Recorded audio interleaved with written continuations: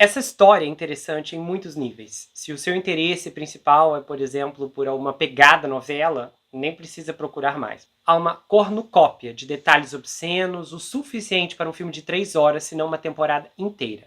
Nós não sabemos o que aconteceu na privacidade da casa dos Case-Noffs, apenas que um tribunal estadual concluiu que ambos os pais causaram sofrimento às meninas. No entanto, foi o Alan que foi levado a julgamento pela internet, onde a viralidade rejeita a complexidade, onde as histórias mais populares são frequentemente unilaterais, onde ninguém tem incentivo para interrogar as evidências, muito menos chamar testemunhas para a defesa. E o veredito foi retumbante. O Alan é um homem mau que roubou os filhos de uma mãe amorosa. Agora, se pararmos para analisar exatamente o que foi exposto aqui, tanto as versões da Catherine, que estão bem registradas, como as versões do Alan, começamos a encontrar seríssimos problemas, especificamente apontando para o que era essa mulher. A ideia de que os tribunais de família são injustos com a mãe é absurdamente lunático. É bem conhecido e estabelecido por dados que os tribunais de família em quase todos os estados, aliás, em quase todo o mundo, inclusive aqui no Brasil, são severamente tendenciosos contra os homens. Aliás, eu já fiz centenas de casos aqui no canal em que... meu Deus, gente, por favor, né? A gente tem casos aqui em que a mãe faltou quase a agredir na frente do serviço social e ainda assim ficou com a guarda. Então, assim, é tenebroso. Eu não sei quem ela realmente... É que hoje a galera conta tantas mentiras, as pessoas espalham tantas inverdades e as pessoas abraçam com uma facilidade chocante, mesmo sabendo que aquilo ali não é real, que na mente dela ela pensou, não, eu vou inventar essa história, sabe? De tanto contar, de tanto narrar isso, as pessoas vão realmente acreditar, sendo que não é, tem um documentário focado na guarda, nessa divisória de guarda que eu assisti uns 2 anos atrás, na época do julgamento do Johnny Depp. Uma pessoa veio aqui nos comentários e falou assim pra mim, olha, eu te sugiro, antes do julgamento acabar, te recomendo assistir tal documentário e tal, acho que você vai ficar muito interessado. Eu recebo muitas indicações, sugestões, pessoal me sujeitando a ver todo tipo de documentário.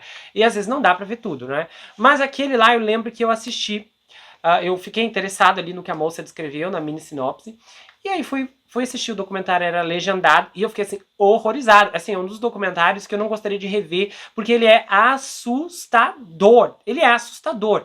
Eu vi, assim, articulações nessas brigas de custódia, que, olha, situações, assim, deprimentes. Vários homens que tiraram a própria vida por conta do desespero, assim, de mães altamente disfuncionais, que realmente queriam prejudicar a criança, que queriam prejudicar o menor por vingança do pai. Era astronômico, e às vezes mesmo com evidências, com testemunhas, a justiça não fazia nada. Então a gente sabe que isso ocorre, e infelizmente, muitos menores acabam perdendo muita coisa no meio dessas guerras. E considerando um estado como Nova York, que é completamente desajustado, assim, eu não tenho nem palavras para descrever. O sistema judicial de lá é muito desorganizado, é bagunçado, né? A gente tem vários outros vídeos também que eu já narro sobre isso, então eu nem vou perder tempo falando disso aqui. Mas então, assim, vamos analisar, tá? Olhando o ponto aqui, considerando a questão em Nova York, que é, assim, uma dificuldade extrema de realmente fazer e ter justiça, para que a Catherine perdesse a custódia, ela realmente teria que ser muito, muito violenta e desequilibrada. Esse era claramente o caso. E por experiência observacional, presenciando outras situações, eu acredito que ela levou esse homem ao limite. Ela era perigosa e isso para mim é muito óbvio. As meninas não queriam ficar perto dela e os tribunais concordaram. Ela culpou todos os outros e alegou que todos estavam atrás dela. Então, ela tirou a própria vida e deixou um monte de mentiras para arruinar a vida do marido, sem nenhuma preocupação com as filhas. As meninas não se sentiam ou não se sentem seguras perto da mãe.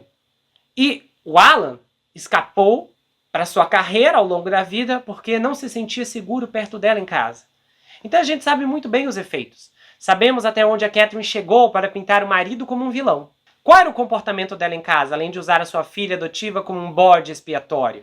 As descrições referentes ao seu caráter, ao tratamento aqui, que ela dava às meninas, é muito perturbador e não tem como negar. O fato é que nós precisamos analisar que hoje o mundo está sendo dividido em gêneros, em sexos, todo mundo está se dividindo através de ligas.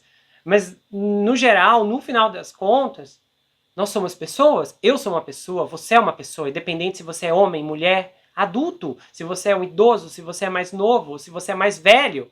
E quando não conseguimos compreender a finalidade disso, de que somos seres humanos, acabamos nos perdendo nos times. Porque essa divisão faz com que as pessoas não consigam identificar, de fato, quem é o problema e de onde ele está vindo. A divisão promove falta de entendimento, falta de compreensão e falta de observação plena de tudo que está acontecendo em volta. É como se a visão das pessoas fosse sequestrada pelas narrativas. Então as pessoas seguem a narrativa, as pessoas não seguem os fatos. Essa mulher era tão perigosa e tão maligna que ela conseguiu atingir pessoas que estavam protegendo as suas filhas. A advogada, a terapeuta, o psicólogo. E o comportamento da Catherine aqui é um ótimo exemplo de quão difícil pode ser diagnosticar transtornos de personalidade, mas quão prejudiciais eles podem ser quando não controlados. Muito do proceder dela, incluindo tirar a própria vida no final, se encaixa muito classicamente no transtorno de personalidade borderline associado ao narcisismo, que aí é que é a grande questão. Porque se não for isso, é um diagnóstico ainda pior. Era um tipo de pessoa que não queria consertar sua situação. São pessoas que precisam da dor e do sofrimento. Isso também não pode ser consertado. Que tipo de mãe coloca os registros médicos e psicológicos privados das suas filhas em e-mails na internet? Só isso aqui já era suficiente para ser uma bandeira enorme vermelha. Opa, essa mulher nunca que uma mãe faria... Gente, olha, eu só consigo imaginar, tá? Uma situação em que você coloca um registro no qual, especificamente, tá? Esse registro pode salvar a vida do menor. Aí é uma medida desesperada que talvez seria indicado. Agora, a questão é que esses registros especificamente não apontavam Alan como vilão, como ela queria. Só especificamente contavam como as meninas estavam sofrendo, com tudo estava acontecendo, com a perseguição, com as coisas, sabe? Com a disfuncionalidade de todo o momento. Ela criou, basicamente, um maquinário com uma série de... evidências desfalcadas ou desconexas, ela juntou um monte de material pensando, bom, aqui tem, conteúdo suficiente para render muitas histórias. Eu li um roteirista que no processo de pesquisa para um filme sobre uma prisão feminina, entrevistou uma guarda prisional que havia trabalhado em prisões masculinas e femininas. E aí ela disse que os homens normalmente brigam entre si e acabam na enfermaria. Mas quando voltam, a briga encerrou.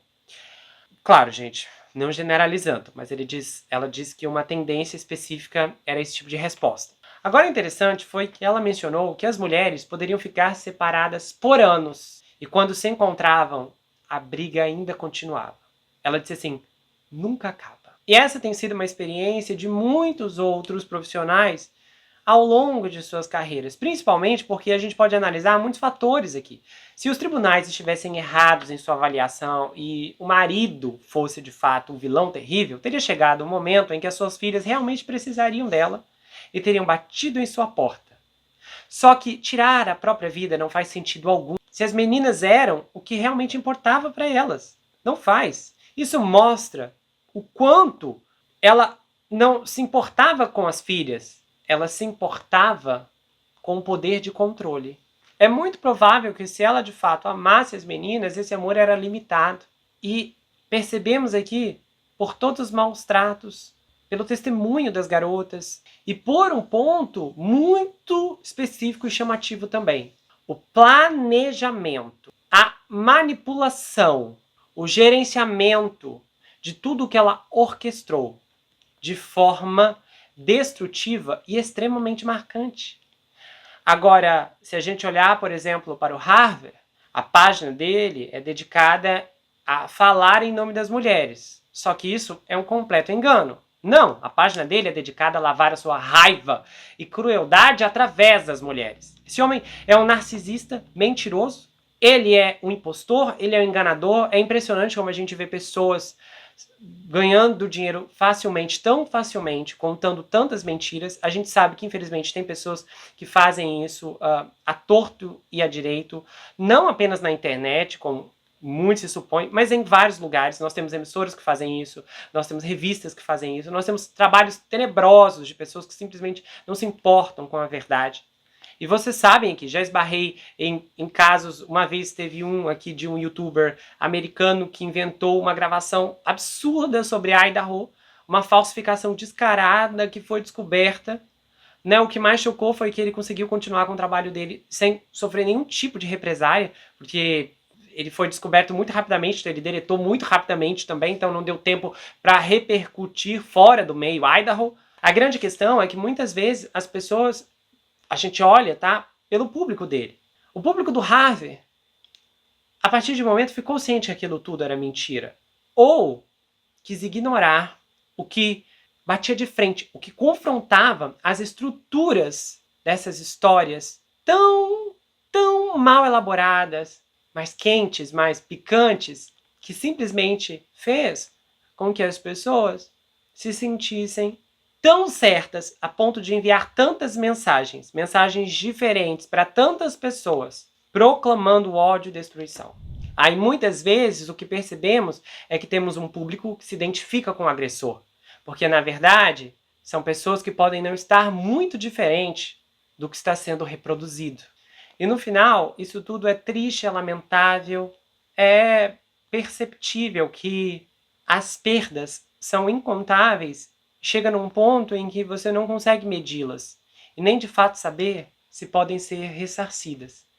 O que me lembrou muito o ponto sobre o triângulo dramático, que é um modelo composto por 3 papéis principais que as pessoas podem assumir em uma interação: perseguidor, agressor, vítima e salvador. A vítima nesse modelo não pretende representar uma vítima real, mas sim alguém que se sente ou age como uma. Então a vítima busca convencer a si mesma e aos outros de que não pode fazer nada, que nada pode ser feito. Todas as tentativas são inúteis, apesar de se esforçar.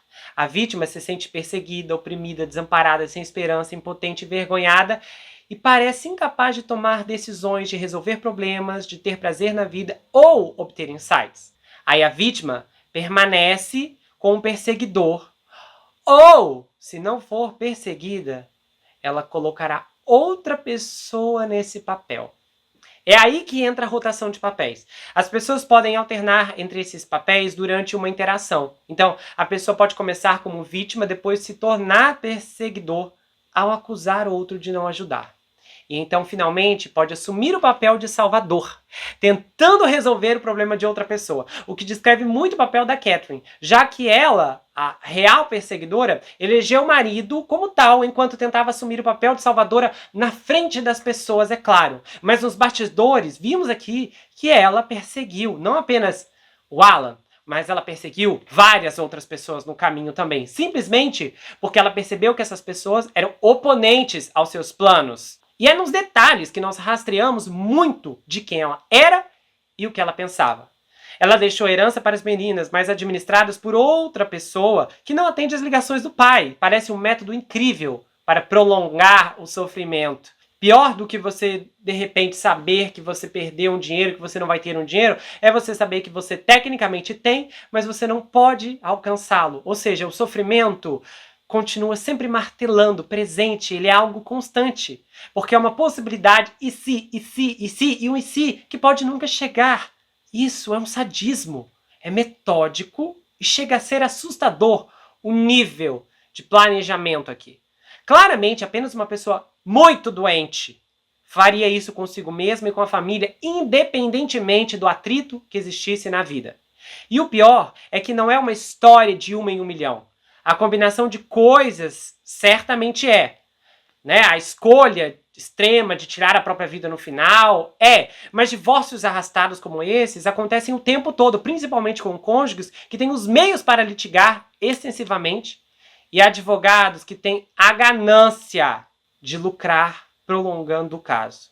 O jogo de tentar fingir ferimento, chamar o serviço social, tentar construir um caso sugestivo, fazendo falsas denúncias, obrigando a filha a dizer mentiras na escola, fazer o outro cônjuge ser preso, acontece o tempo todo. É tudo com o propósito de custódia, que está vinculada não apenas à renda do pai que recebe, mas também serve como um proxy para a vingança, para um requerente menos do que escrupuloso. O uso do divórcio como meio de corrigir antigos erros conjugais deve ser desincentivado pelo tribunal e os honorários advocatícios devem ser regularmente revisados pelo judiciário nesses casos, se excederem valores razoáveis em dólares, né, já que a gente está falando de um caso americano, ou então em um tempo médio em gasto em litígio. No final das contas, os menores aqui, nesse caso as meninas, são as maiores perdedoras. O sistema judicial e o sistema de serviço social são uma incubadora. Eles não assumem nenhuma responsabilidade pessoal ou agencia por esses resultados. E como sabemos, o serviço social no final tem um parâmetro de violência doméstica de tamanho único. É isso, pronto e acabou, não tem mais jeito. Mesmo que a jornalista comente sobre as acusações de ambos os lados e as indicações de não serem totalmente claras, as filhas deixaram as coisas bem claras para mim.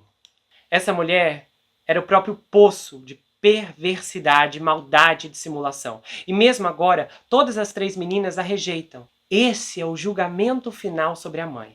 Ai, mas e o vídeo dele gritando? Atire a primeira pedra quem nunca gritou nessa vida. E nós sabemos, tá, que menores muitas vezes podem tirar os pais do sério, então isso não faz de ninguém um culpado total, sem contar que a Catherine estava gravando antes de acontecer, o que é muito suspeito. É como se ela estivesse provocando, esperando que aquele comportamento aparecesse. Então eu sei, tem algumas pessoas, ai, mas eu nunca gritei com meus filhos, etc. Mas tem muita gente que gritou e ainda assim foram bons pais ou pais razoáveis. Muitas vezes, tá, e partindo de um ponto de vista psicológico, o gritar com os filhos é disfuncional, sabemos que não é o mais adequado, não é o correto, mas especificamente não quer dizer muito sobre o caráter da pessoa. Normalmente a gritaria, vozes altas, tons elevados partem do ponto de uma aprendizagem, ou seja, o indivíduo que está repetindo, está executando aquele comportamento, aprendeu dessa forma enquanto crescia. Então, muitas vezes, as pessoas ficam presas nesses padrões por anos. Pessoas que não sabem conversar, que não sabem como lidar, que não sabem simplesmente falar de um jeito mais pacífico. E eu falo porque atendi muitas pessoas com essa questão, atendo pessoas do quais estão trabalhando para melhorar seu tom de voz, a forma como vão lidar com os outros, como conversar, como transmitir uma determinada mensagem. Isso tudo é um processo. E principalmente quando você cresce em um lar onde gritam com você o tempo todo, você acaba vendo isso como normal e tende, muitas vezes, a refazer esse mesmo cenário quando você está nessa posição de poder. E talvez, se você não gritou com seus filhos, você com certeza já gritou com outras pessoas. De repente você já fez um escândalo em algum lugar público, no mercado, no banco, já gritou com alguma autoridade, você já fez alguma coisa que com certeza se arrepende. A diferença é que o que você fez não foi registrado e o que o Alan fez foi registrado. Então é mais fácil julgá-lo porque estamos vendo o vídeo dele, ai meu Deus do céu, mas e se estivéssemos vendo o seu vídeo agora? Com certeza você teria uma justificativa, teria uma defesa, tentaria dizer, pera, a gente tem um contexto, ok? Só que para muitas pessoas pode ser tarde demais para explicar esse contexto. Porque hoje em dia ninguém quer ouvir o outro. E mesmo que a pessoa diga algo convincente, as pessoas não vão aceitar. Precisamos lembrar que nós estamos falando aqui de um monstro que tirou a própria vida dramaticamente em circunstâncias questionáveis. Será que o câncer dela retornou mesmo? Aí ela executou um plano de vingança contra o seu ex-marido. E eu não acho que seja coincidência que as meninas sintam o que sentem. Outro testemunho relevante é o da garçonete, a Jennifer, que contou sobre como as meninas temiam as visitas com a mãe. Ela não tinha nenhuma conexão com o Alan ou com a Catherine, apenas com as garotas. No último ano em que pude encontrar estatísticas de 2017 e 2018, 80% das decisões de custódia terminam com a mãe obtendo a custódia. Dado quantos funcionários públicos externos decidiram a favor do pai nesse caso, também é uma evidência bastante convincente a seu favor. Não estou dizendo que ele era perfeito, que ele era 100% certo o tempo inteiro nesse relacionamento, mas com certeza eu vejo como uma vítima aqui. E eu sei que é mais difícil reconhecer o homem como vítima de uma violência conjugal. Principalmente pela posição financeira, porque também estamos acostumados a enxergar outras histórias inversas com mais detalhes, então podemos perceber que, poderia ter feito isso, poderia, mas não fez. E normalmente as pessoas não fazem porque não sentem que têm recursos emocionais para tomar tais decisões. Considerando que eu já atendi vítimas de violência doméstica, inclusive homens, vou dizer uma coisa pra vocês: o discurso é o mesmo, tanto de homem quanto de mulher. Não, fulano me ama, Beltrana me ama. Eu lembro de uma vez um cara que disse pra mim, nunca esqueço: você tá tentando destruir minha família. A família dele não aguentava mais, porque a esposa era uma pessoa tenebrosa. Quando ele não deixava mais ela estourar os cartões, ela sumia na vida e abandonava as filhas com ele. Aí depois ela só voltava quando ele cedia. Isso se arrastando por anos, uma violência gravíssima que acontecia dentro de casa. E ele com as mesmas dificuldades em reconhecer o que estava acontecendo. Porque as pessoas estão apegadas ao relacionamento.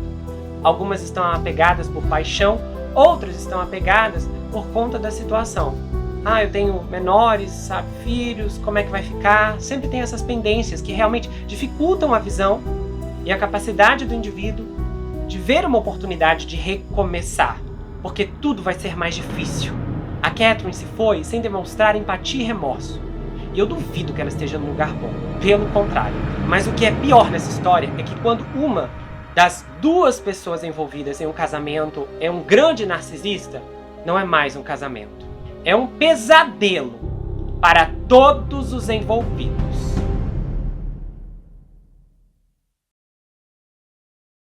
Se você gostou desse vídeo, inscreva-se no canal, ativa o sininho, compartilha, dá o seu like, comenta aqui embaixo, espero que você tenha gostado. Aproveite e conheça as outras atrações do canal, tá? Tem vários episódios bombásticos. Então, dá uma força, eu espero que você possa maratonar o conteúdo e comentar, tá bom? E se você quiser saber mais sobre mim, adquira meu livro. Esse é um suspense chamado Perfeito Estranho. Ele conta a história de um rapaz chamado Jack Wilber, que se vê preso em uma terrível maldição hereditária enquanto um serial killer está escondido em sua própria casa e possivelmente tentando tirar sua vida. Esse livro é escrito em formato roteiro, então é uma inovação. Se você não gosta de leitura, não se preocupe, esse livro é justamente para você, porque a forma como ele é escrito é diferente de tudo o que você já viu. E o livro vai autografado se você quiser, a gente faz envios para qualquer lugar do Brasil, quase qualquer lugar do mundo também. Tem marcadores, um pôster exclusivo, você pode entrar em contato pelo Instagram, pelo Telegram, comentar aqui, é muito fácil de falar diretamente ou então entrar lá pelo site. A gente se vê no próximo caso e não se esqueça que aqui você sempre vai ter um amigo. Até mais, pessoal!